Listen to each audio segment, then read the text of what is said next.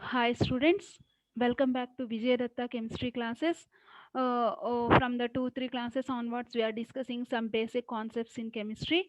Today, we are going to discuss basic information about the chemical reactions and equations.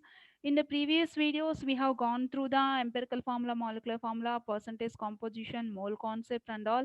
So, chemical reactions and equations. Before going to the stoichiometric equations, first, we should know what are the chemical reactions and its equations.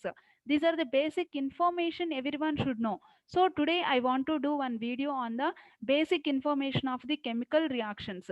What is chemical reactions? How to denote it? How to write it like that? So here the basic information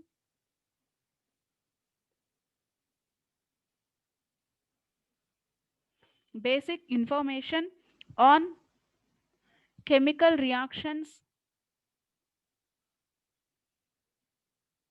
and equations. Okay, guys. So see here basic information. So what is that? The net balance, the first step here, the net balanced equation, which is used to find the mass relations between the reactants and products, is called stoichiometric equation. What is meant by stoichiometric equation? Stoichiometric equation, see here, stoichiometric equation,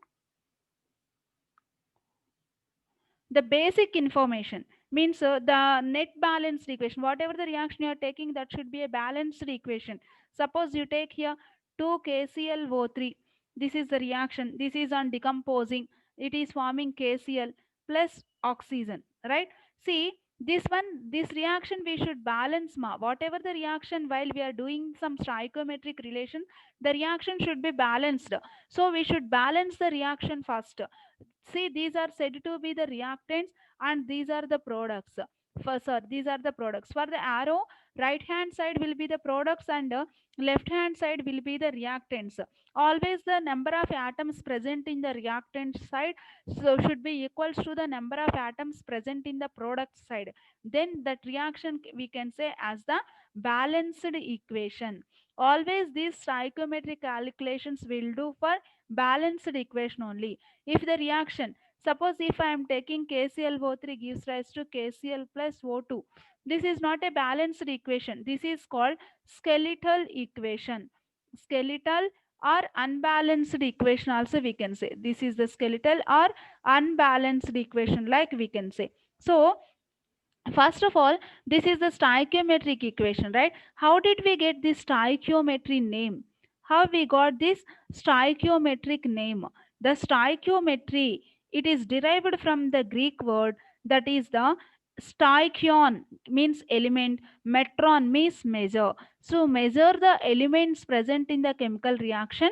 We have used this stoichiometry. See, the exact quantities of the reactants and the products that appear in the balanced equations are known as stoichiometric quantities. See here, KClO3 we have taken 2 moles. These 2 moles, and how many moles of products are formed? 2 moles of KCl is formed, 3 moles of oxygen is formed. These 2, 2, 3, these are said to be stoichiometric quantities. These are the exact relations and exact quantities which are forming while this reaction is taking place. These are said to be stoichiometric quantities. Okay, stoichiometric quantities. These are said to be. See how, suppose we have taken one balanced equation. What is the information given by that balanced equation?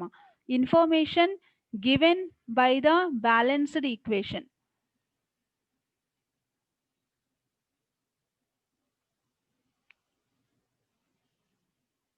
Which information we are getting from the balance equation? That is nothing but, see here, the first and very important is the reactants and the products involved in the chemical changes. Involved in the chemical changes, they will be involved in the chemical changes, right? Next one, the relative number of molecules of reactants and products. One balanced equation will give this information to us. how many number of molecules are present in the reactants and products, that reactants and products, how many number of reactants are there, number of molecules of reactants and products. This is what the information we can get from the balanced equation. Suppose see here, I'll take N2 plus H2 gives rise to NH3, right? So this is not a balanced equation. When you are taking 2 moles of nitrogen, see here, 2 nitrogens, 2 hydrogens, but here 1 nitrogen, 3 hydrogens are there. So to balance the equation, N2 plus 3H2 gives rise to 2 NH3. If you take these two nitrogens, 3 2s are 6 hydrogens, 3 2s are 6 hydrogens. So now this is the balanced equation. So the balanced equation is giving the number of molecules of reactants. Here 3 hydrogens, 1 nitrogen is there. And here 2 molecules of NH3 is there. That information is given by the balanced equation. Not only this, one more information we can get, the relative number of parts of mass of reactants and products. See, the relative number of parts of mass of reactants and products will be given. Relative number of mass, relative number by parts, actually this will give relative number by parts of mass of the reaction will be given by parts. That is nothing but when compare with this one, how many moles we have taken hydrogen with respect to nitrogen, 1:3 ratio we have taken, like that, that mass ratio also we can get. And one more, if they are the gases, suppose see here, nitrogen is gas in this reaction, hydrogen is a gas, and NH3 is a gas. So these gases we are taking the relative volumes. If you are taking a solution, then it is by mass. If you are taking a gas, that one will get by volume. So relative volumes of gases, relative volumes of gases, reactants and products, gases, reactants and products. This is the information we can know from the given balanced equation. Okay, now what is a chemical equation fails to provide the following information. This is the information given by the balanced chemical equation, right? Right. So, what is the information we are not getting from the balanced chemical equation? So, chemical equation. These are the chemical equation failed, where the chemical equation failed to provide the information. Which information we are not getting from the chemical equation? See, first one, actual concentration of reactants. Actual concentration of the reactants and products is not given by the, and means actual react concentration of the reactants means how much they are taking, how much the products are forming. Then for this information is not giving by the chemical equation. And next one, how much time taken for the completion of the chemical change, the speed of the reaction, time taken, speed of the reaction will not be provided by the chemical equation. And what are the conditions?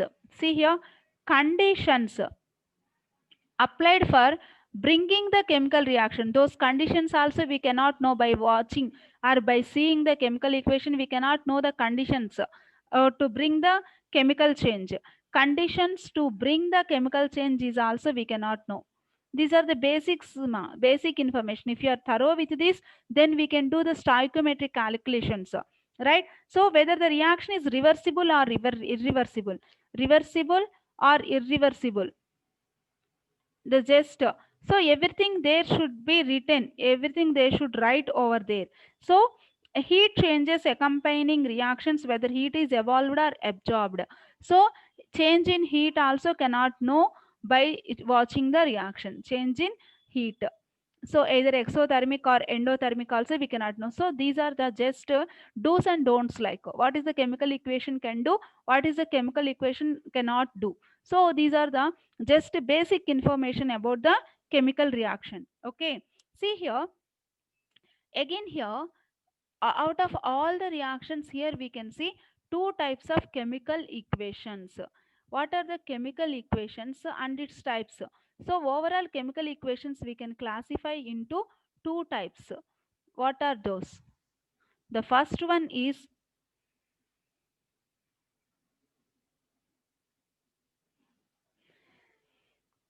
molecular equations. First one is the molecular equations,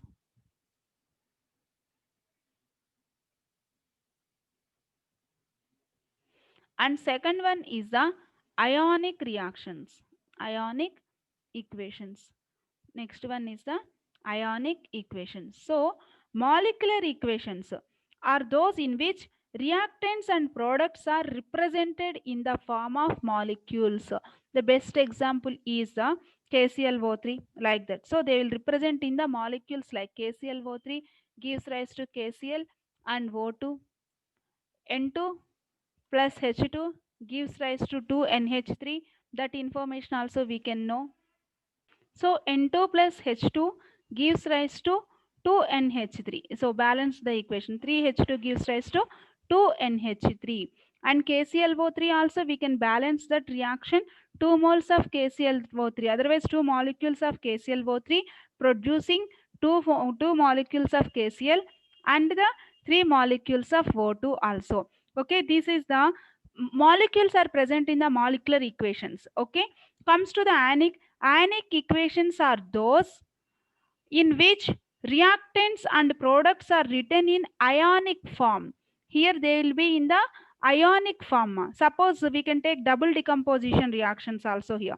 See, BaCl2 plus Na2SO4 gives rise to BaSO4, which forms the precipitate, plus 2 moles of NaCl.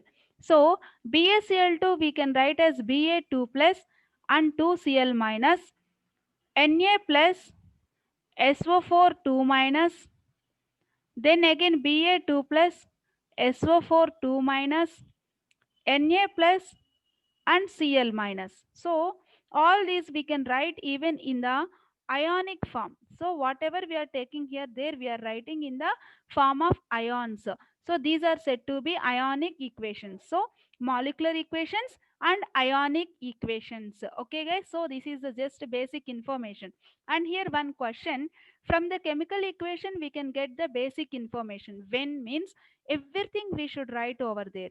N2 plus 3H2 gives rise to 2NH3. This is a balanced equation. If you are representing at the bottom, then it represents it's the physical state. If you are writing on this one, this representing the heating. Otherwise, if you are writing any catalyst, iron as the catalyst, from molybdenum is the promoters, everything will represent on the yarrow. Okay, so we are just a chemical equation giving N2 plus 3H2 gives rise to 2NH3, that only. From that we cannot get all the information. What we can get, how many number of molecules are there, either the molecules or ions, just this type of information only we can get. What is the concentration, how much it is reacting, what is the catalyst we are using, what is its physical state, all these by seeing the chemical reaction we cannot. Again we have to write those, then we can then it can make a complete balanced chemical equation. Okay guys, thank you. In our next video we'll go to some numericals, which is very important in the examination point of view also. We'll go next, numerical calculations based on the chemical equations. Okay guys, thank you so much.